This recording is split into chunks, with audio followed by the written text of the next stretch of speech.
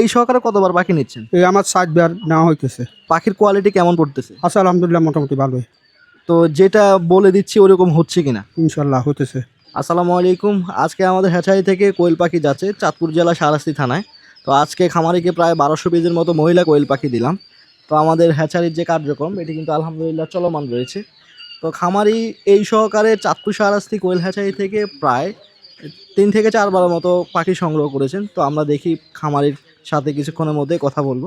তো খামারির জন্য যে পাখিগুলোকে রেডি করলাম আলহামদুলিল্লাহ 30 থেকে 32 দিন বয়সী মহিলা কোয়েল পাখি।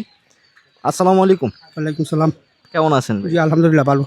কোথা থেকে আসছিলেন? আমি আসছি অফিস শীতোষী থেকে, শাহরাস্তি অফিস শীতোষী। তো শাহরাস্তি অফিস শীতলসী থেকে চলে আসছেন। এই সহকারে কতবার পাখি নিচ্ছেন? এই আমার 60 বার নেওয়া হইতেছে। 4 বার নেওয়া হইতেছে। এই প্রতি বছরে তো নিতেছেন কোয়েল পাখি। প্রতি বছরই নিতেছি। তো আলহামদুলিল্লাহ খামারি আমাদের হ্যাচারি থেকে চাঁদপুর শাহরাস্তি কোয়েল হ্যাচারি থেকে 4 বারের মতো পাখি নিয়ে যাচ্ছেন।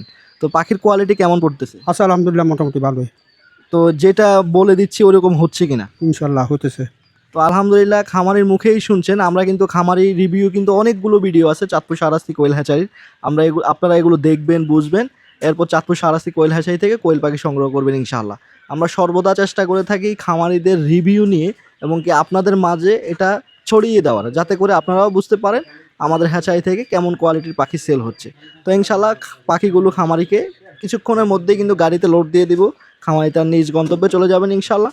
আপনারা যাদের প্রয়োজন আপনারা খুব সহজেই সংগ্রহ করতে পারবেন। আজকে এ পর্যন্তই, দেখা হবে পরবর্তী ভিডিওতে। আসসালামু আলাইকুম।